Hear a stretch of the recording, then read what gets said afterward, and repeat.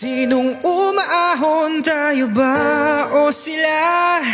Mga ngiti nila habang nakalubog ka pa. Saan napuntang bulsa?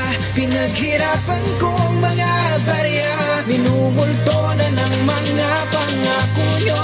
Hoy, makinig Mailan-ilan na ang mga kilala kung ganon. Mas inuuna ang datong kaysa mga obligasyon na para bang nakakulong sa rehas na nakabaon. Ang dami pa ring binabaha sa loob ng ilang taon. Bakit ganon? Namuhay kayong sakim sa kayamanan. Di ba pwede maging patas? Bakit kayo nanggugulang? Bakit kayo nagkakulang? Taos inyo'y nakalutang. Di na iniisip ang kapakanan sa karamihan. Ano na binulsa ba? Ang dapat sa ganito? Ang mga pangako nyo na parang biniyak ba to? Kaya pala nagkaganto kasi wala kayong pakialam sa mga nakikita nyo. Basta magkaplaki. Mainit na sa Pilipinas, dumadami magnanakaw. Hindi lang to sa mahirap, pati na nasa ibabaw. Sino ang nasa pwesto, sila pa namimihasa sa pinaghirapan ng mga tao. Makinig kayo,